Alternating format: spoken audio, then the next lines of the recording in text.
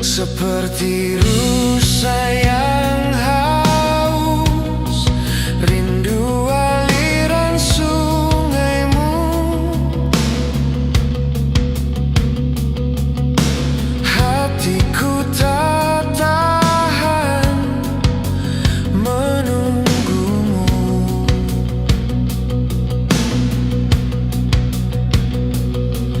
Bagai tanah gersang menanti datangnya hujan, begitupun jiwaku, Tuhan. Hanya Engkau pribadi yang mengenal hatiku, tiada yang tersembunyi bagimu. Seluruh isi hatiku kau tahu, dan bawaku untuk lebih dekat lagi padamu, tinggal dalam indahnya dekapan kasihmu. Hanya Engkau pribadi yang mengenal hatiku, tiada yang tersembunyi bagimu.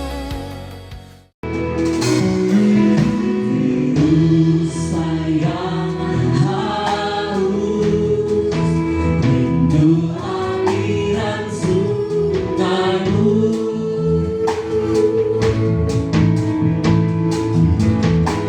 Hatiku tak tahan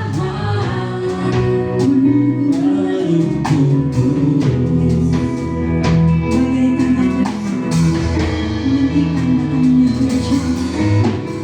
Bagai tanah gersang menanti datangnya hujan,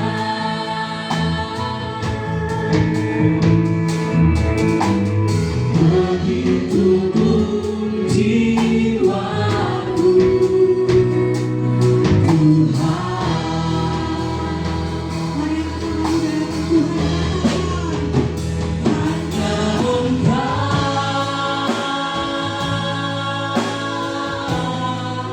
pribadi yang mengenal hatiku,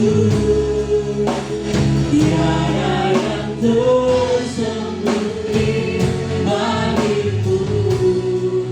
Seluruh isi hatiku kau tahu, dan bawaku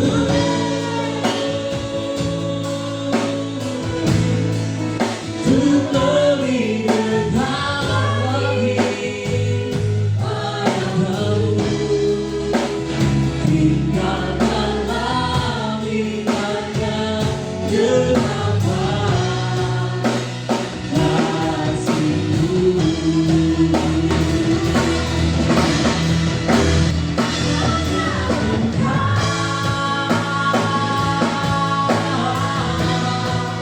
Pribadi yang mengenal hatiku, tiada yang tersembunyi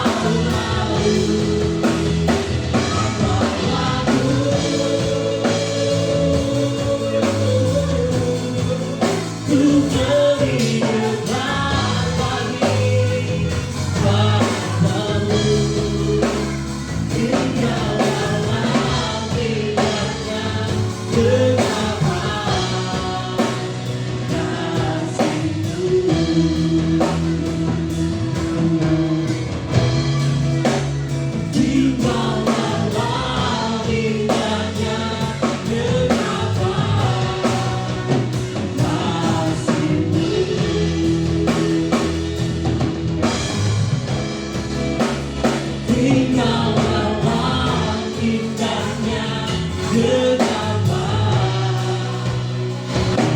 kasih-Mu.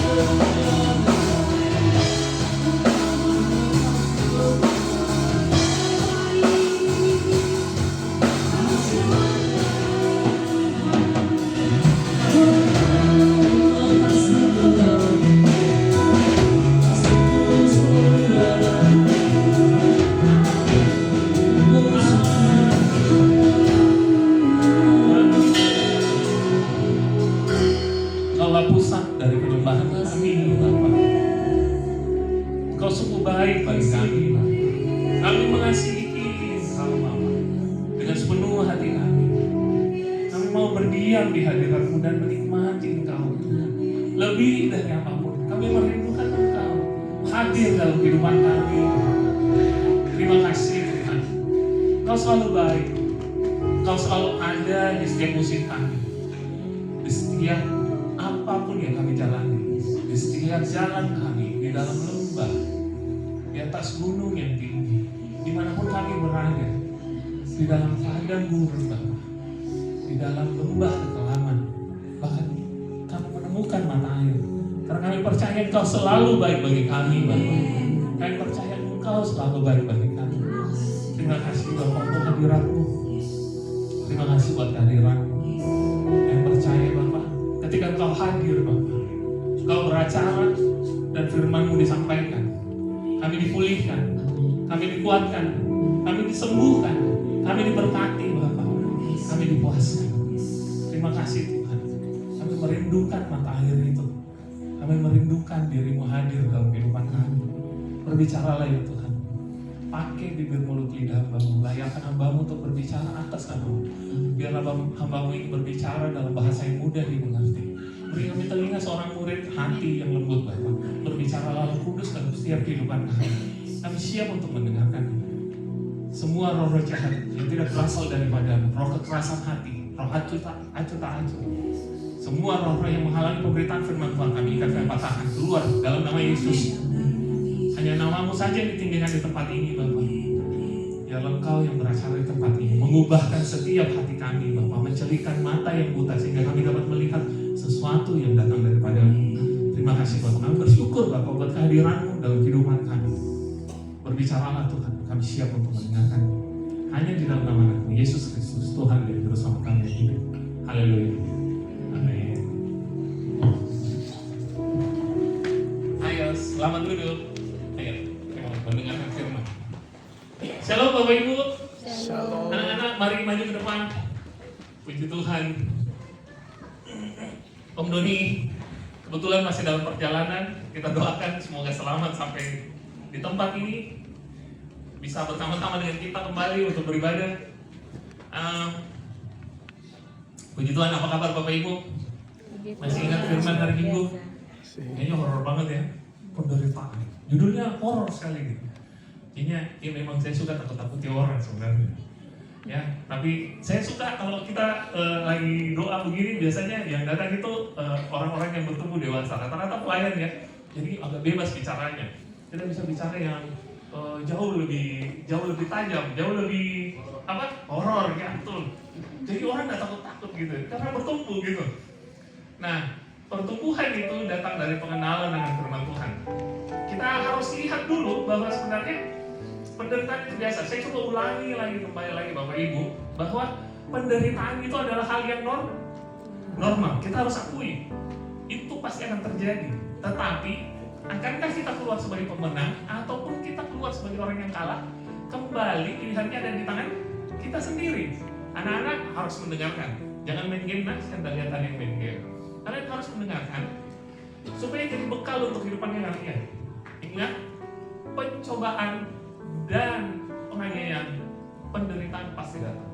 Sudah jelas. Bagaimana? Bensin aman? Aman. Tapi bulan depan belum tentu. Kalau pecah perang lagi, berantakan lagi. Tapi kita nggak tahu.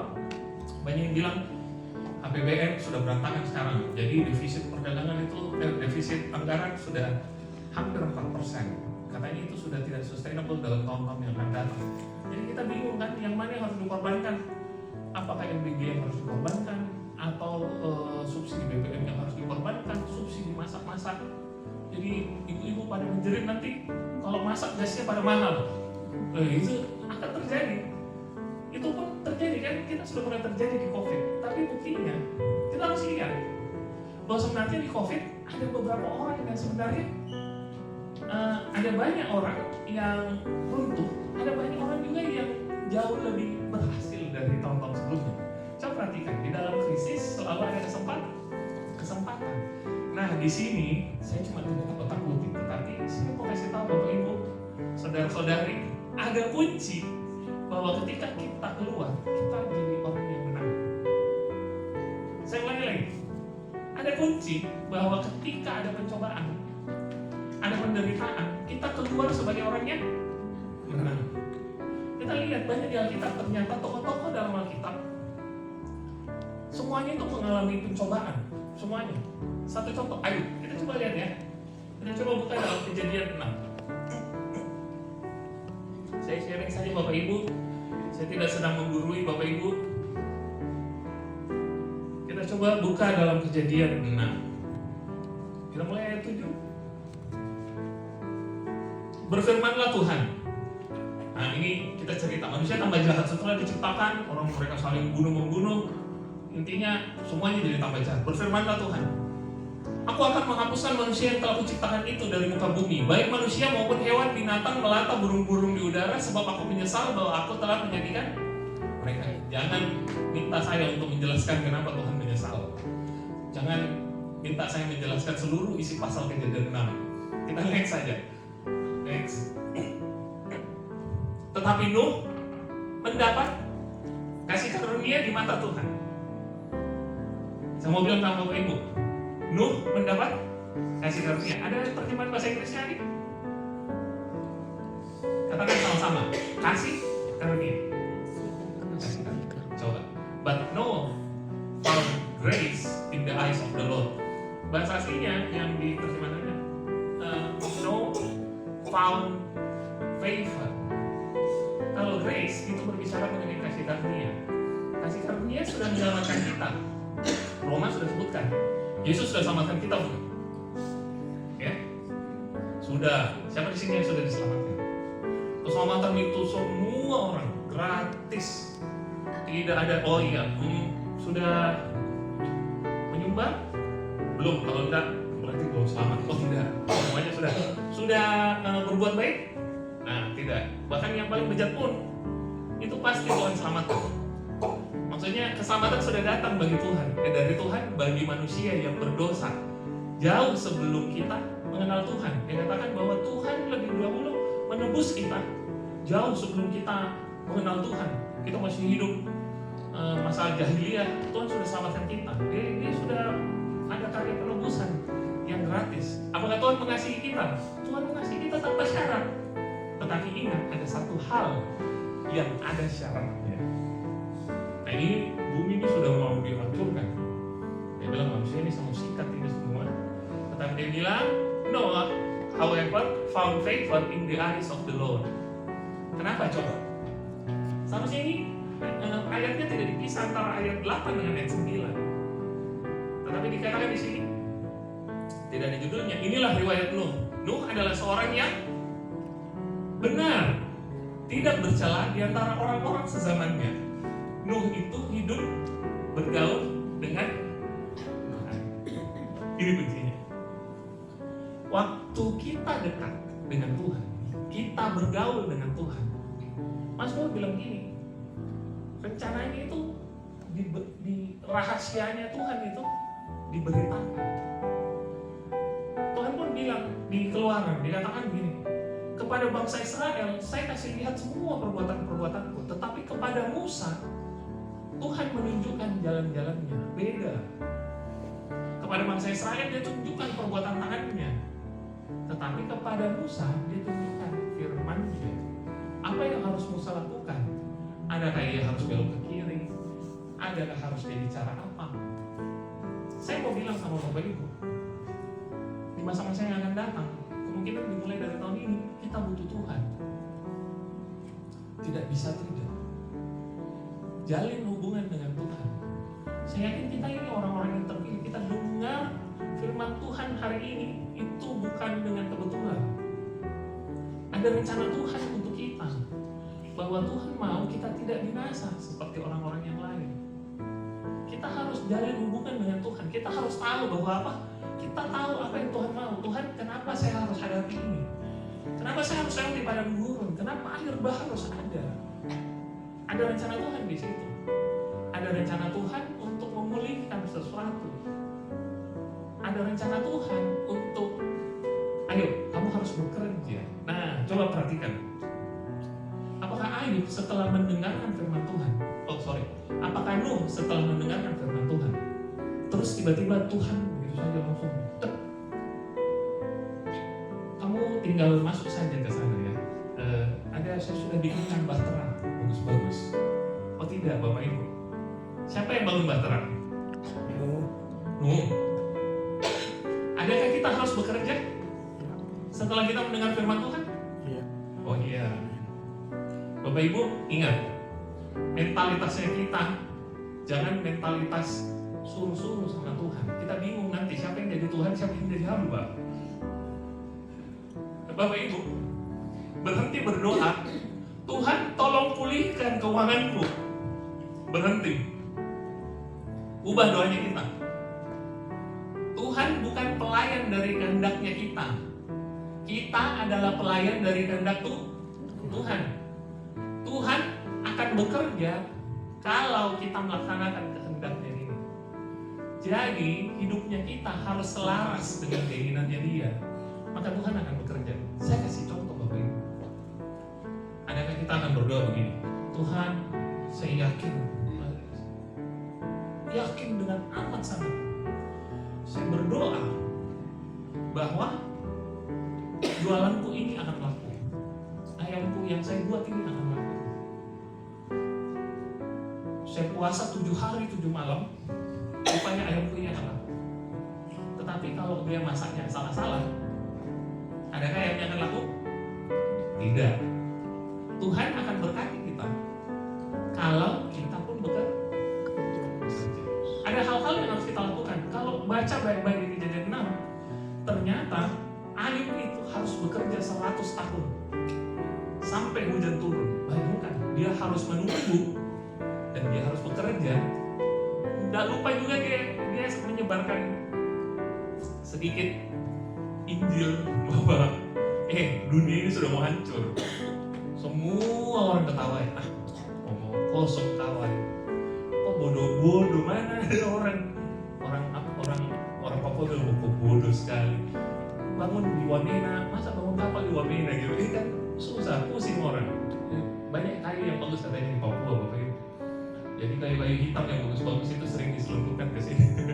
Jadi di Papua itu banyak. Jadi Ayub kalau ceritanya di Papua, dia bangun di atas itu Wamena, sana di pegunungan Jaya bangun. Semua penduduk pasti bilang, kok bodoh-bodoh sekali kamu. Nah, bayangkan sudah dimaki-maki, tapi dia tetap menjalankan kehendak Tuhan. Berapa tahun? 100 tahun. Dia menunggu bahwa itu akan terjadi. Dia yakin enggak? Dia lihat pasti setiap hari, kayaknya enggak ada awan ini. Ini kayaknya cocok. Coba perhatikan. Abraham waktu dia menunggu anaknya yang pertama yang dijanjikan Tuhan, dia harus nunggu berapa lama? 25 tahun. Dia harus menunggu. Siapa bilang langsung instan? Kristen sekarang instan. Saya ingat dulu ada cerita dulu waktu saya masih SMP. Ada cerita ya, ini mengenai orang-orang yang harus katanya ceritanya di surga itu ada rumah bagi kita. Siapa yang pernah dengar ceritanya itu? Nah, ini saya cerita, tapi cerita saja. Seakan-akan itu bahwa kita itu Tuhan, kita itu bisa sogo dia gitu. Ini ada cerita penglihatan katanya seorang hamba Tuhan dibawa penglihatan ke surga. Bahwa di surga itu ada kapling-kaplingnya. Wah ya pernah dengar kan? Yang sering bergaul di gereja itu pasti pernah dengar. Yang bapaknya pendeta itu pasti sering dengar itu, hamba-hamba Tuhan dari luar negeri itu sering begitu. Saya lihat dalam sebuah penglihatan. Ya. Jadi dia naik ke atas, dia lihat, oh Tuhan yang mana rumahku? Wah Tuhan Yesus bawa ke sini. Apakah yang ini Tuhan? Ada rumah yang besar sekali. Ada rumah yang besar sekali. Dia kata, apakah ini? Oh tidak, salah. Itu bukan rumahmu. Itu rumahnya pengerjaanmu. Terus rumahmu yang mana? Itu yang kayak kendaraan itu. Oh kenapa Tuhan? Iya, karena kau tidak perpuluhan. Makanya cicilannya baru sedikit. Pengerjaanmu itu lebih rajin bekerja dan rajin perpuluhan dibandingkan kau. Kan bingung kan? Itu mungkin dia lagi mimpi atau bagaimana, saya nggak ngerti itu. Tetapi akhirnya mentalitasnya kita itu menjadi mentalitas instan. Yang ketika kita melakukan sesuatu, ketika kita melayani, kita sudah berkorban, kita sudah melakukan apa, kita seakan-akan suruh Tuhan untuk bikin sesuatu, siapkan segala sesuatu apa yang kita perlukan. Saya harus bilang sama Bapak Ibu semua, bertobat, berhenti. Makanya saya bilang apa? Kita tetapkan dalam hatinya kita Tuhan adalah Raja. Kuduskanlah dalam hatimu, di dalam 2 Petrus kemarin, 2 Petrus 3 ayat 18, saya lupa. Dia katakan apa? Kuduskanlah dalam hatimu Yesus sebagai Tuhan. Dia katakan supaya apa? Dikhususkan dalam hatinya kita bahwa kita harus benar-benar mengakui Tuhan itu adalah Raja. Bukan suruhannya kita untuk melakukan apa semua masalahnya kita harus selesai. Tidak bisa. Yang harus kita lakukan adalah kita bekerja.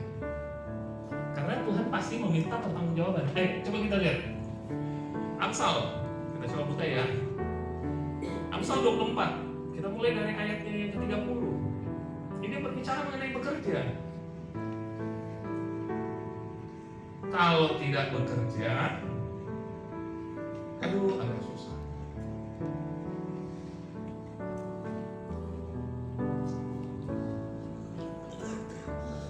Amsal 24 ayat 30. Aku melalui ladang seorang pemalas dan kebun anggur orang yang tidak berakal budi, orang tidak berhikmat ini.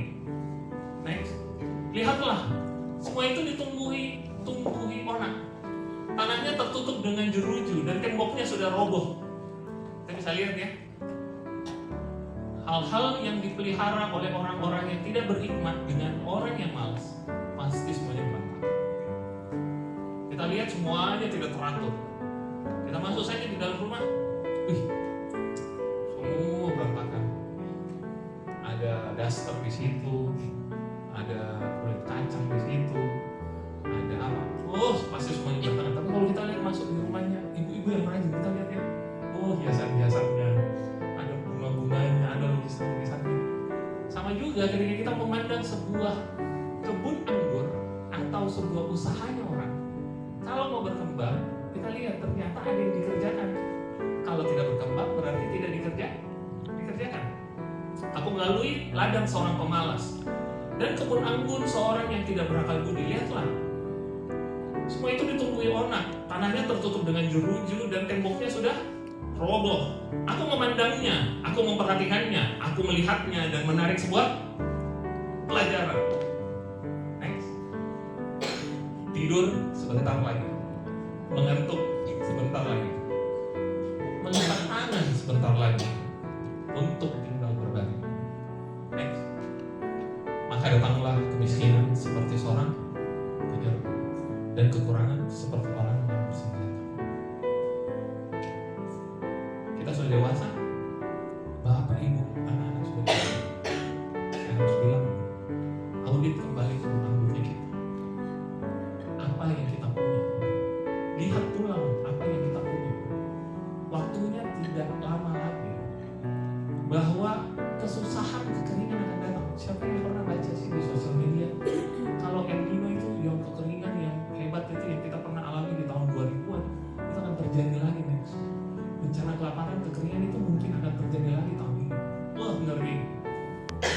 macam-macam, mau bencana ekonomi, bencana kekeringan, bencana moneter, semuanya double. Saya nggak tahu lagi ada virus atau apa, selesai kita. Saya nggak mau takut-takutin.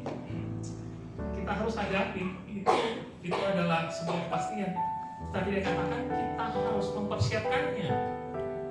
Supaya apa? Kita jadi orang yang berkenan di hadapan Tuhan. Kita mengerjakan apa yang harus kita kerjakan. Perhatikan kembali rumah kita. Perhatikan kembali anak-anaknya kita. Audit kembali, ya bahasa ekonominya, audit. Dilihat, oh ini anak-anak sudah belajar enggak? Ini anak-anak sudah rajin bangun pagi enggak? Sudah pintar bahasa Inggris enggak? Sudah rajin bekerja enggak? Oh jangan kita seperti orang tua masa bodoh, merasa seakan-akan, oh iya saya sudah biayain, saya sudah kasih sekolah tinggi-tinggi, saya sudah bayarkan uang sekolah mereka mahal-mahal, saya sudah belikan jajan, terus merasa bahwa anak-anak akan tumbuh besar dengan sendirinya. Oh tidak bisa Bapak Ibu, susah sekali pelihara anak. Saya sudah setengah mati Bapak Ibu, dari jalan aku sih. Oh iya, dari hidung sana. Oh ya susah pelihara anak. Ditanyai setiap hari, apa kabar nak, susah apa? Apa yang harus disubsidi? Wah, jadinya mereka kebetulan ada kendaraan masing-masing. Ada yang lihat, bensinmu sudah sampai mana? Iya Pak, tapi kebetulan lagi sibuk, pura-pura sibuk padahal dompetnya kosong. Ya disubsidi lagi, diisikan bensinnya. Bagaimana bisa? Anak-anak itu tumbuh dari kita itu, apalagi bapak-bapak, kita adalah sumber. Kita yang harus subsidi sampai mereka akhirnya harus dewasa berdiri sendiri. Ketika mereka dewasa, mereka pasti akan punya rancangan sendiri dari Tuhan. Mereka pasti akan memberkati orang lain. Mereka pun akan berdiri sendiri dan menjadi berkat untuk orang lain.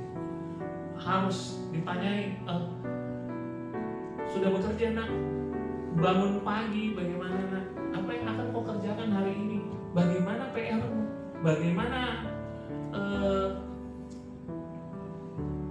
pertemananmu? Nah, siapa di sini yang tanya soal pertemanannya dengan anak-anak? Ayo, kita coba lihat. Kumpulan Amsal Salomo, Amsal 10. Supaya kita tidak terlalu melenceng. Makanya harus audit, Bapak Ibu. Audit apa saja skillnya kita. Oh iya, misalnya contoh, saya punya kompor di rumah. Ya, diusahakan, kerjakan. Masa yang paling enak, jual, siapkan segala sesuatu. Contoh apa lagi? Saya punya resep ini, turun temurun dari keluargaku. Enak enggak? Enak. Kalau orang makan suka enggak? Iya. Saya punya skill ini, skill fotografi, videografi, kerjakan. Saya harus mengisi waktuku di waktu luang. Harus mengerjakan apa? Apakah kerjakan project atau ikut dari acara apa segala macam, kerjakan gitu. Jangan tinggal di rumah kita menghabiskan banyak waktu, menghabiskan banyak atensi kita. Nah, hal yang paling berharga dalam hidupnya kita apa, Bapak Ibu? Waktu. Kalau bahasa ekonominya sekarang, attention itu mahal sekali katanya. Berapa view, berapa juta view itu dibayar. Jadi kalau 1 juta view itu dibayar, satu view-nya 50 rupiah. Itu dibayar Bapak Ibu. Orang yang kadang bikin konten atau orang yang bikin iklan atau terima endorse biasanya dibayar 25 sampai 50 rupiah per view. Kalau ada 100 view bisa dapat sekian. Nah biasanya itu mereka gitu. Nah atensinya orang. Terkadang banyak orang atensinya lari ke tempat lain. Contoh, anak-anak larinya ke game. Jadi tidak belajar. Orang-orang muda kadang biasanya TikTok, kebanyakan nongkrong di TikTok, YouTube, nonton short, YouTube short, apa segala macam, itu menghabiskan waktu yang tidak penting. Apalagi ya kalau bapak-bapak masih bekerja ya pikirannya, atensinya kita itu berharga. Kita bisa pergunakan waktu untuk belajar dibandingkan kita membuang waktu kita di sosial media. Makanya sekarang lagi diblokir ya, ibu-ibu, bapak-bapak, kalau YouTube sosial medianya anak-anaknya diblokir, jangan dibukakan. Karena itu bagus untuk mereka. mereka, ajar mereka. Ajar mereka bangun pagi, ajar mereka bekerja, ajar mereka untuk melaksanakan kehendak Tuhan, ajar mereka untuk melayani. Nah, apakah anak-anaknya di sini melayani? Bapak Ibu wajib melayani.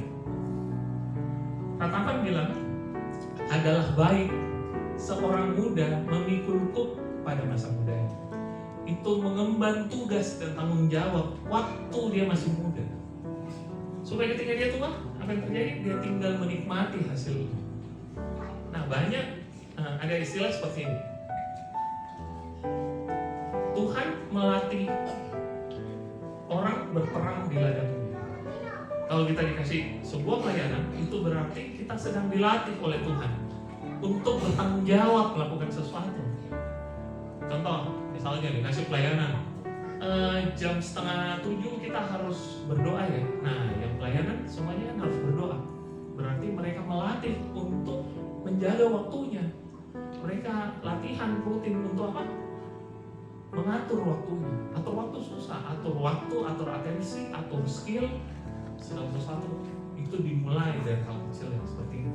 Coba lihat Daud, waktu pertama kali dikasih tugas untuk mengalahkan Goliat, Tuhan kasih tugas itu sebenarnya. Apakah Tuhan tahu bahwa Daud itu mampu kalahkan Goliat? Tuhan tahu. Dia sudah latihan di padang. Dia kalahkan beruang, dia kalahkan singa yang mau terkam domba-domba yang dia gembalakan. Gembalakan itu berarti kan sebuah pelayanan yang dikerjakan, bukan bisnis itu. Menggembalakan domba itu bukan cerita cuma bisnis saja, tapi dia melayani bapaknya. Dia melayani bapaknya.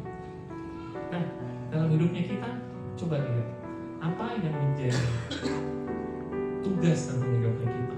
Mulai audit. Saya pengen sekali Bapak Ibu pulang di rumah ini audit. Skillku adalah ini, peralatanku adalah ini. Apa yang saya bisa lakukan? Saya punya masalah di mana? Apakah saya punya masalah di kesehatan? Adakah langsung Tuhan, saya tidak mengecilkan bahwa ada mujizat yang kesembuhan. Saya pun mengalaminya mujizat kesembuhan. Tetapi ada tugas dan tanggung jawab yang harus kita kerjakan. Kalau kita sakit, berarti ada gaya hidup yang harus diperbaiki dari kita. Bukan berarti apa? Kita berdoa terus tiba-tiba Tuhan sembuhkan otomatis. Tidak bisa. Kita harus mengerjakannya. Masa contoh kita makan yang full kolesterol, terus kita berharap bahwa kolesterol kita baik-baik saja, leher tidak tegang, ya tidak mungkin. Jadi kita harus mengusahakannya. Sisanya Tuhan yang akan menentukan. Ketika pekerjaan kita sedang berat, kita yang harus mengusahakannya. Oh, saya harus bekerja lebih giat. Saya harus melakukan A, B, C. Saya harus memperlengkapi skillku dengan lebih. Baru kita menunggu waktunya Tuhan. Kapan kita siap, Tuhan akan bilang, oh iya, naik angkat, naik level, akan naik gaji. Kalau misalnya tidak, apa yang terjadi? Kita akan terima PHK. Hal itu pun akan terjadi di kita. Coba kita lihat, Amsal 10 coba lihat. Ayat yang keempat. Tangan yang lambat membuat miskin, tetapi tangan orang rajin menjadikan kaya. Siapa mengumpulkan pada musim panas, ia berakal budi. Siapa tidur waktu panen, membuat malu. Ini terjadi dalam banyak hal. Tidak ada istilahnya bahwa semuanya akan autopilot. Bapak Ibu, saya ingatkan sekali lagi, tidak terjadi hal seperti itu. Ayub pun harus bekerja membangun bahtera. Yesus pun harus menderita. Dia harus berjalan berkeliling, mengabarkan firman Tuhan, mengabarkan tentang berita keselamatan. Ini Yesus loh, bukan kita. Siapa kita yang cuma tinggal, oh ya enggak apa-apa, nanti saya berdoa, nanti sisanya saya serahkan kepada Tuhan. Aduh Bapak Ibu tolong, jangan. Anak-anak kita harus dibesarkan. Coba lihat, anak-anaknya Daud itu hampir semuanya rusak karena dia tidak kerjakan. Dia harusnya menegur anak-anaknya, akhirnya dia tidak mengerjakan. Apapun yang terjadi dalam anak kita tetap doakan. Kita harus tetap berkati dia setiap pagi. Kita harus kasih tahu, oh nak, ini adalah jalan yang bagus. Ini adalah jalannya Tuhan. Ayo nak, kita sama-sama pergi gereja. Ajak anak-anaknya kita pergi gereja. Ajak anak-anaknya kita sekolah minggu. Wajib. Ajar anak-anaknya kita untuk berdoa. Ajar anak-anaknya kita baca firman dan tentang Tuhan. Tidak ada jalan lain Bapak Ibu. Kita nggak bisa suruh orang lain yang lakukan. Oh iya, nggak apa-apa, biar Om Doni saja yang khotbah. Biar Miss Tasya saja yang ajar mereka baca firman Tuhan. Oh, nggak bisa Bapak Ibu. Harus kita. Karena semua dari kita akan dimintai pertanggungjawaban. Coba kita lihat. Buka ya, Lukas 19. Nah, ini orang nggak suka ini. Tidak suka sekali ya. Kata pertanggungjawaban itu tidak suka. Bisa baca sendiri Bapak Ibu. Lukas 19. Bapak Ibu, saya sedang marah-marah. Tolong jangan menganggap bahwa saya sedang marah-marah. Saya mengasihi Bapak Ibu, makanya saya bilang. Ayo. Perumpamaan tentang uang mina. Untuk mereka yang mendengarkan dia di situ, Yesus melanjutkan perkataannya dengan sebuah perumpamaan. Sebab ia sudah dekat di Yerusalem dan mereka menyangka bahwa kerajaan Allah akan segera kelihatan. Yesus ini sudah mau disalibkan, dia sudah akan menderita dan dia akan disalibkan. Dia tutup dengan perumpamaan ini. Ini adalah perumpamaan terakhir sebelum dia berpisah dengan murid-muridnya. Dia berbicara mengenai seorang raja. Dia katakan, maka ia berkata, ada seorang bangsawan berangkat ke sebuah negeri yang jauh untuk dinobatkan sebagai raja di situ, dan setelah itu baru kembali. Ia memanggil 10 orang hambanya, memberikan 10 mina kepada mereka. Berarti ada 10 orang yang dipanggil. Ada kita-kita, orang yang sudah dipanggil dan dipercayakan. Ingat, Bapak Ibu, prinsipnya banyak orang yang dipanggil, sedikit yang dipilih. Saya ulangi lagi, satu kali lagi. Ini prinsip Bapak Ibu. Kalau kita berada di tempat ini dan mendengarkannya, berarti kita sedang dipilih. Banyak yang dipanggil, tapi sedikit yang dipilih. Percayalah, saya yakin dalam kehidupannya kita semua ada hal-hal yang Tuhan percayakan dan harus kita pertanggungjawabkan. Dia katakan, dia panggil 10 orang hambanya dan memberikan 10 mina kepada mereka. Katanya, pakailah ini untuk berdagang sampai aku datang. Lihat, berdagang ini bukan jualan ya, tetapi ada sesuatu yang kita tukar dalam kehidupan kita.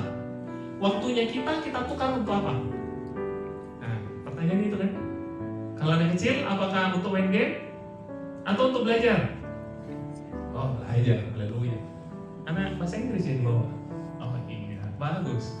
Nah, apakah waktunya kita tukar untuk hal yang lain?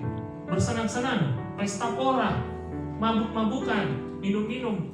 Kalau orang lain di luar sana banyak. Jalan-jalan ke kafe. Ya, ada gereja sekarang, gereja sosialita. Setiap minggu, setiap 2 minggu harus ngumpul di kafe. Iya, keluar duit. Kasihan, kalau yang tidak mampu bagaimana? Masa cuma pesan air putih? Kan malu. Jangan Bapak Ibu. Kita bukan gereja yang seperti itu. Kita harus duduk bersama, kita memikirkan apa yang Tuhan mau dalam kehidupannya kita. Kita harus tanya kepada teman-teman kita, kalian butuh apa sih? Saya butuh bekerja, saya butuh ini, saya butuh ini, saya butuh ini. Kita bantu sama-sama. Coba lihat, yang katakan ada disuruh apa? Berdagang. Kita tukar uangnya kita untuk apa? Adakah kita tukar uangnya kita untuk bersenang-senang? Narkoba? Anak-anak muda bagaimana? Main perempuan? Pergi dugem? Nah, tidak. Melayani Tuhan? Melayani Tuhan. Amin? Ini jelas Bapak Ibu. Anak muda, tukar waktunya untuk hal yang produktif. Bekerja? Menciptakan sesuatu. Atau judi? Nah, tutur. Ya, bertobat. Nah, jangan. Tukar uangnya dengan hal yang bagus, memberkati orang lain. Nah, harus untuk bayar uang sholat. Nah, harus. Jangan uang sholatnya dipakai jajan, Bapak Ibu. Disuruh bayar uang sholat, ya pakai jajan bakso di depan sekolah. Akan tetapi orang-orang yang sebangsanya membenci dia, lalu mengirimkan utusan Menyusul dia untuk mengatakan, kami tidak mau orang ini menjadi raja atas kami. Saya tidak mau diperintah sama Tuhan. Saya mau dengan urusanku sendiri. Saya mau uangku saya pakai untuk jadi caleg. Ya, pemilihan ketua supaya dikenal sama orang. Saya mau waktuku dipakai untuk kampanye. Ya, supaya saya terpilih menjadi ABC. Saya mau uangku saya pakai untuk diriku sendiri, jalan-jalan. Saya tidak mau pusing dengan orang. Saya tidak mau pusing dengan anakku. Biar anakku dijaga babysitter saja, tinggal di rumah saja. Tinggal di rumah, main-main, yang penting ada mainan. Oh jangan Bapak Ibu, bertobat. Bertobat. Saya harus bilang, orang dewasa itu. Next.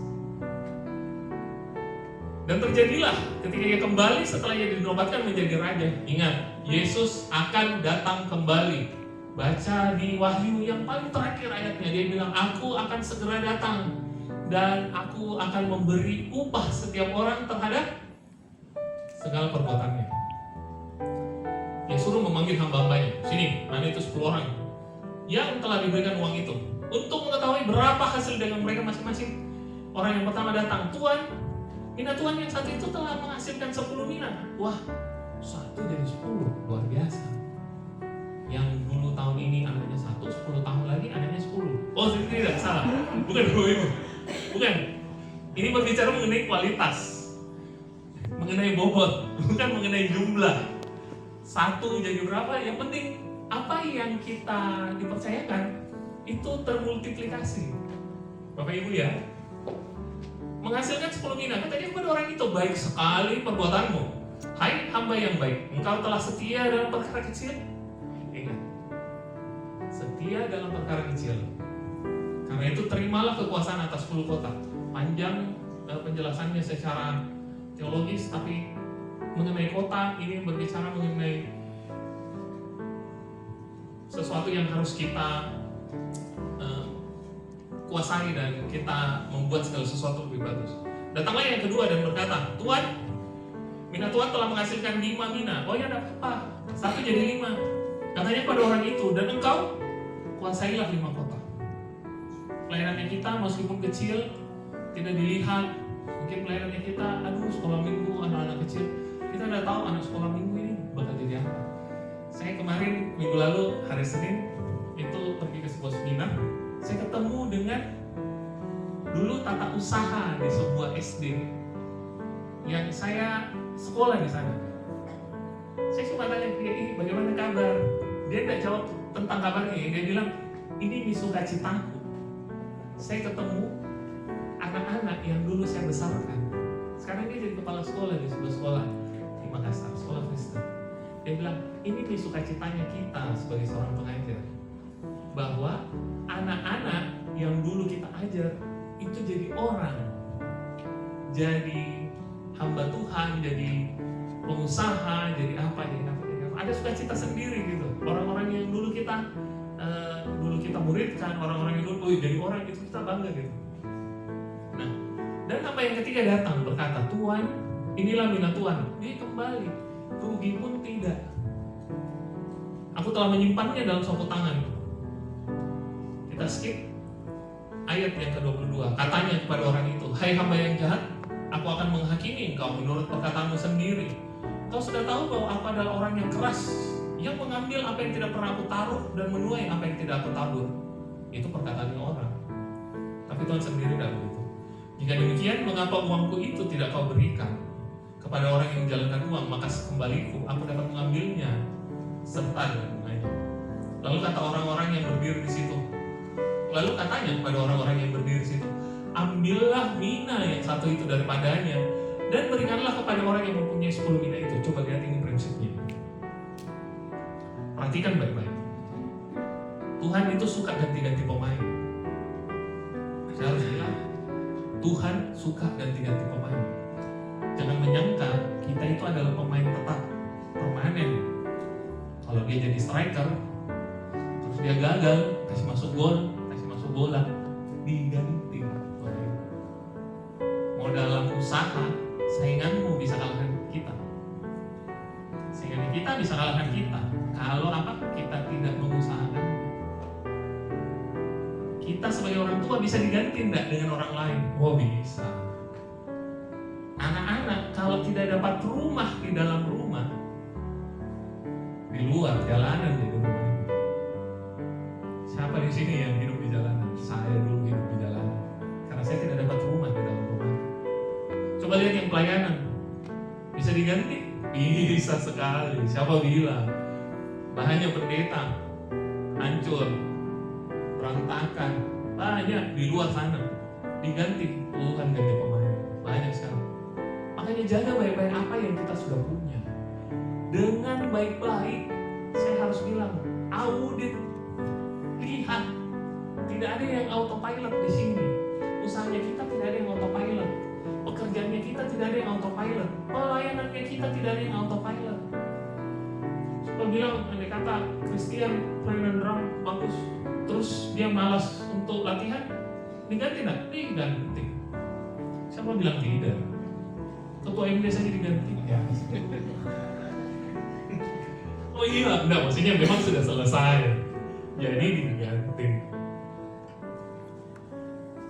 Kata mereka kepadanya, Tuhan, ia sudah mempunyai 10 mina. Gak adil kayaknya ya. Jawabnya, aku berkata kepadamu, setiap orang, camkan baik-baik, renungkan ini kata-kata.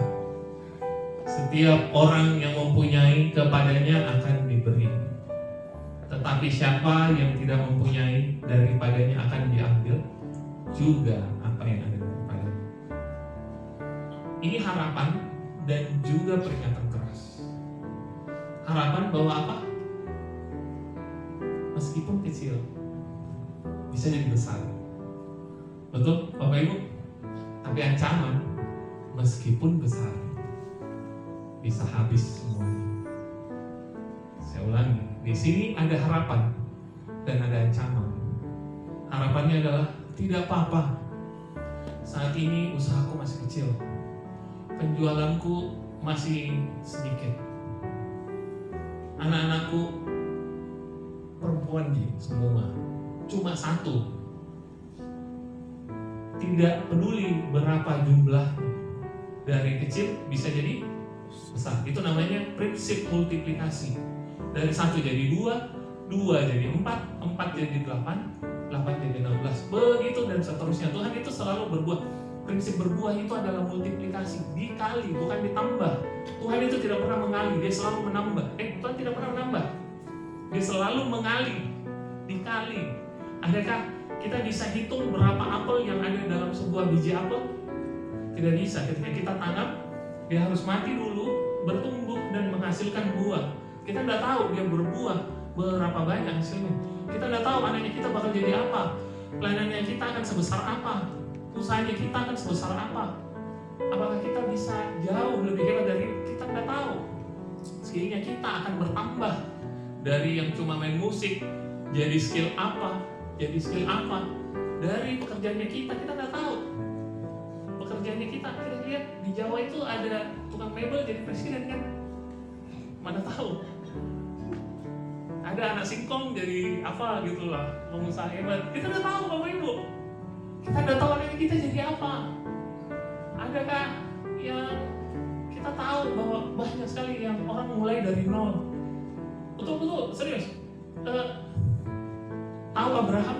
Abraham itu anak penyembah berhala. Terah itu pembuat patung berhala sebenarnya. Kalau kita baca kebudayaannya Yahudi, Terah itu bapaknya bukan orang kenal Tuhan. Tapi matanya Tuhan tertuju pada Abraham. Ada kejadiannya itu katanya, ya masih hancur semua itu patung-patung berhalanya bapaknya. Bapaknya marah gitu. Kenapa kok kasih hancur ini? Tidak Pak, mereka kasih hancur dirinya mereka masing-masing. Kenapa bisa? Nah mereka cuma patung. Ya kenapa mau sembah? Nah dia katakan begitu. Jadi itu ceritanya di bangsa-bangsa Yahudi di Talmud yang mereka. Nah coba lihat gitu. Dari sebuah bangsa yang kecil, dari seorang yang namanya Abraham yang sudah tua, istrinya yang sudah mandul, sudah mati haid katanya. Tapi muncul bangsa yang besar. Kita nggak tahu dari anak-anaknya kita jadi apa. Jangan anggap enteng. Kita tidak tahu. Jumlah tak penting, tapi kualitas. Yang saya mau bilang sama Bapak Ibu, ini kembali lagi, aku berkata kepadamu, setiap orang yang mempunyai, kepadanya akan memberi. Tetapi siapa yang tidak mempunyai, daripadanya akan diambil juga apa yang ada padanya.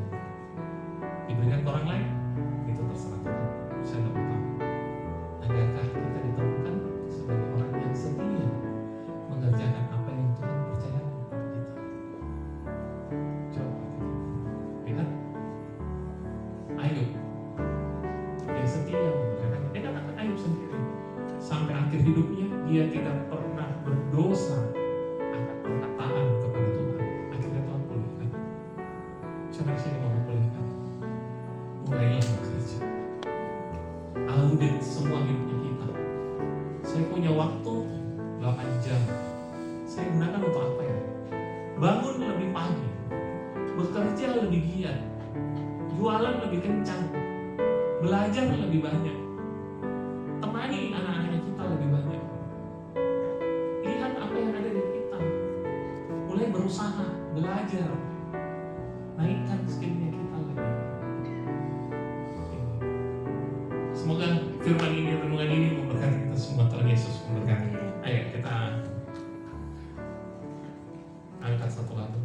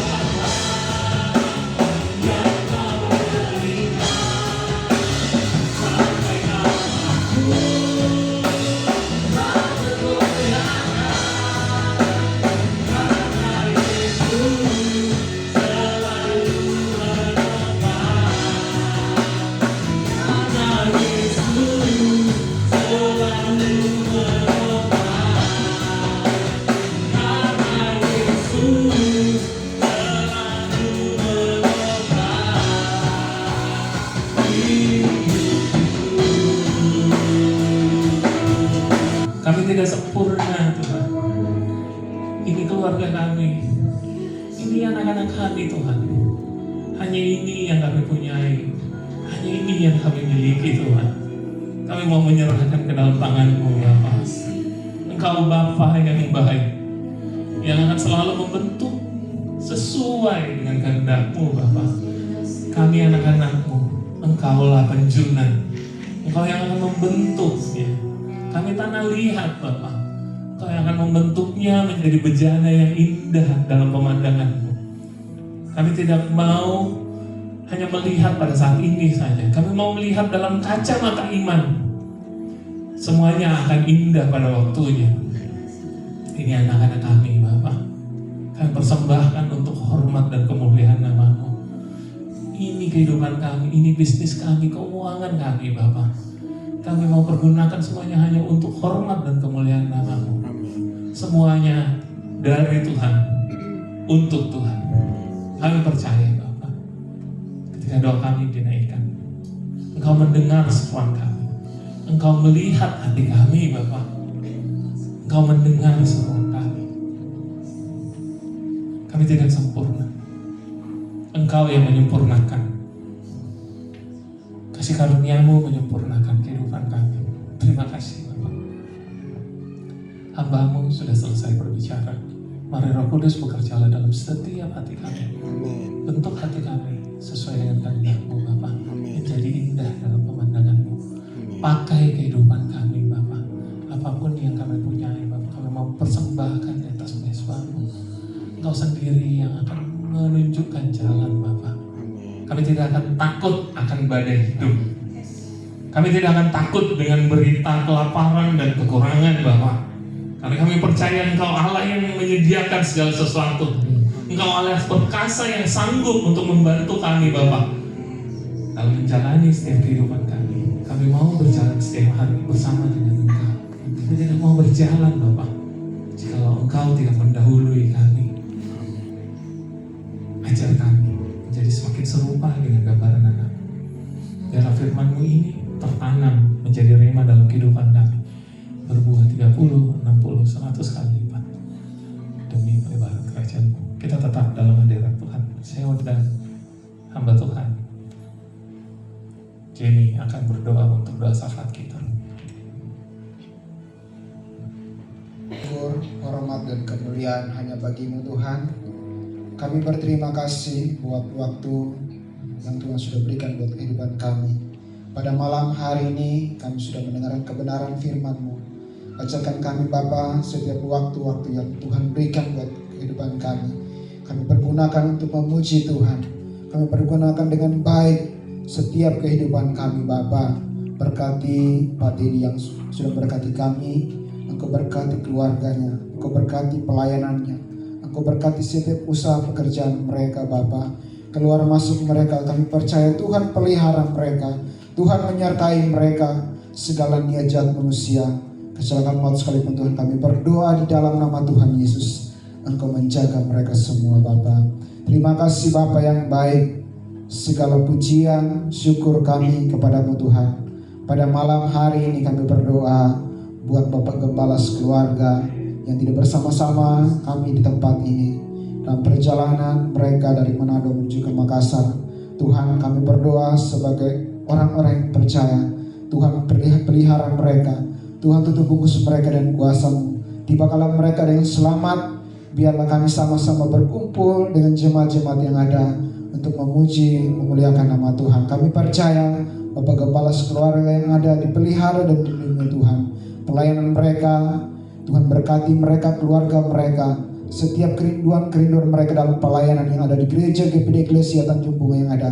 Tuhan memberkati, Tuhan berkati setiap kerinduan mereka Bapa. Setiap program yang sedang mereka rencanakan dari Bapak Gembala di Gembala yang ada di gereja GPD Eklesia Tanjung Bunga yang ada. Tuhan memberkati dan kami percaya gereja GPD Eklesia Tuhan memberi yang terbaik buat kehidupan kami semua Bapa. Terima kasih Bapa.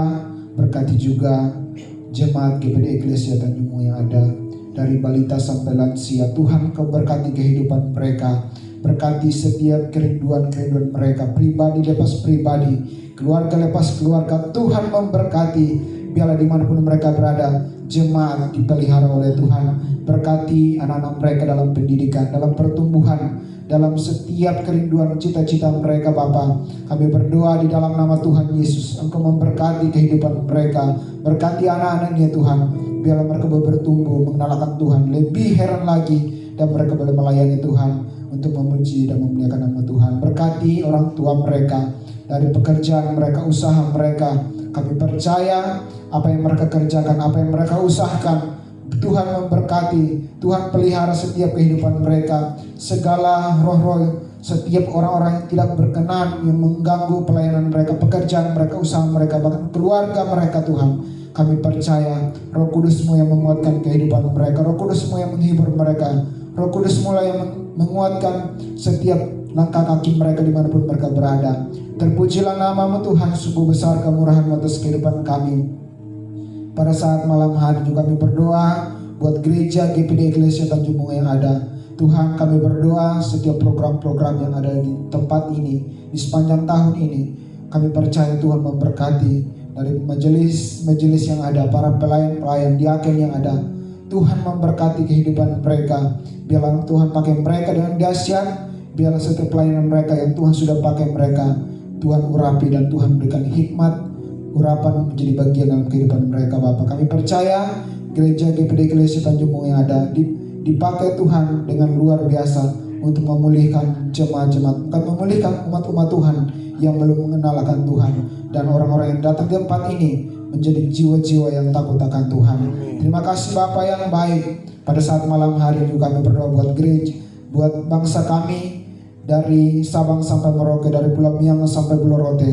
Tuhan Engkau jaga lindungi bangsa kami. Jauhkan dari segala mara bahaya, sakit, penyakit, kuasa-kuasa kegelapan, bahkan orang-orang tidak bertanggung jawab untuk mengganggu bangsa kami Tuhan. Kami berdoa di dalam nama Tuhan Yesus, Engkau jaga lindungi kami di bangsa ini. Segala konflik-konflik masalah yang ada, kami percaya Tuhan pakai kami menjadi berkat buat setiap kehidupan kami yang di bangsa ini. Berkati juga dari Presiden dan Wakil Presiden, Menteri-Menteri, aparat keamanan, TNI Polri yang ada, bahkan tim-tim medis yang ada, kesehatan yang ada. Tuhan berkati mereka semua. Kami percaya pemimpin-pemimpin yang ada di bangsa ini, Tuhan pakai mereka untuk memuliakan nama Tuhan. Terima kasih Tuhan Yesus yang baik. Kami berdoa juga buat hamba-hamba Tuhan, para misionaris yang ada di bangsa ini, bahkan di seluruh muka bumi yang ada. Tuhan pakai mereka, setiap pelayan-pelayan mereka yang ada di kota, di desa, di pedalaman sekalipun Tuhan. Kami percaya Tuhan menyertai kehidupan mereka. Hikmat otoritas Tuhan, kuasa Roh Kudus melingkupi kehidupan mereka. Bahkan jemaat-jemaat yang mereka layani, Tuhan berkati mereka. Biarlah setiap benih-benih kebenaran firman Tuhan yang mereka sampaikan, jiwa-jiwa yang ada di luar sana dimenangkan untuk memuliakan nama Tuhan. Terima kasih Bapa yang baik. Terima kasih Tuhan Yesus. Pada malam hari ini Tuhan, kami sudah beribadah kepadamu. Kami sudah mendengarkan kebenaran firman-Mu. Kami percaya malam hari ini kami pulang tidak menjadi sia-sia, tapi menjadi berkat dalam setiap kehidupan kami. Terima kasih Bapa. Ini doa ucapan syukur kami kepadamu. Di dalam nama Bapa, Putra dan Roh Kudus, yaitu di dalam nama Tuhan Yesus kami berdoa. Haleluya. Amin. Kita akan akhiri ibadah kita bersama-sama. Kita mari nyanyikan satu lagu, Kami Memuji Kebesaran-Mu.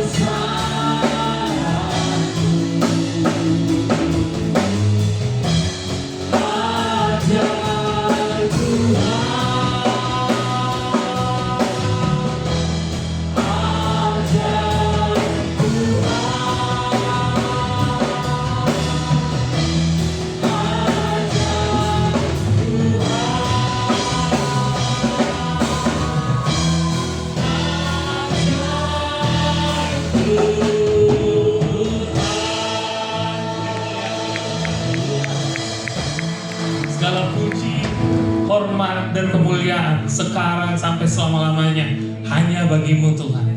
Raja kami, penolong kami, imam kami yang agung. Kami percaya Bapa, seluruh berkat di bumi dan di sorga menjadi bagian kami. Kami adalah anak-anak Tuhan. Kami adalah anak-Mu, akan berdiri teguh dalam segala kesulitan kami. Keluarga kami akan kami bawa bersama-sama dengan Engkau. Anak-anak kami, usaha kami akan kami bawa berjalan bersama dengan Engkau. Dan kami tahu kami akan mencapai tanah perjanjian itu. Kami akan menjadi orang-orang yang menang. Kami akan menjadi anak-anak yang kuat. Kami akan menjadi orang-orang yang berhasil. Semua demi kemuliaan Allah Bapa. Terima kasih. Mari angkat tangan kita dan terimalah berkat. Berbahagialah kamu dan hidup rukun bersama, penuh damai sejahtera, dan bersukacitalah bahwa Tuhan itu baik. Biar keluarga Allah ini berdiri kokoh. Mereka menjadi terang dimanapun mereka berada. Mereka menjadi garam dimanapun mereka berada. Mereka menjadi teladan dan gambar buat generasi ini. Kami percaya Bapak, bahwa keluarga ini menjadi keluarga yang kuat di masa yang akan datang. Terima kasih Bapak. Tuhan memberkati Engkau dan melindungi Engkau. Tuhan menyinari Engkau dengan wajahnya dan memberi Engkau kasih karunia. Tuhan menghadapkan wajahnya kepadamu dan memberi Engkau damai sejahtera limpah rahmat, supaya diberkatilah kehidupanmu. Diberkatilah saat Engkau keluar, diberkatilah saat Engkau masuk, diberkatilah keluargamu dan orang-orang yang Engkau kasihi. Diberkatilah segala pekerjaan tanganmu dan segala studimu. Kiranya apapun yang Engkau kerjakan, Tuhan buat berhasil dan mendapat untung.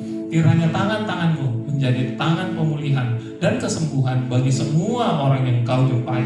Dan Tuhan menyertai Engkau berdiam dalam kehidupanmu sekarang sampai selama-lamanya. Hanya di dalam nama Tuhan Yesus Kristus, Tuhan dan Juru Selamat kami yang hidup. Haleluya. Amin. Tuhan Yesus memberkati. mengalir kuasa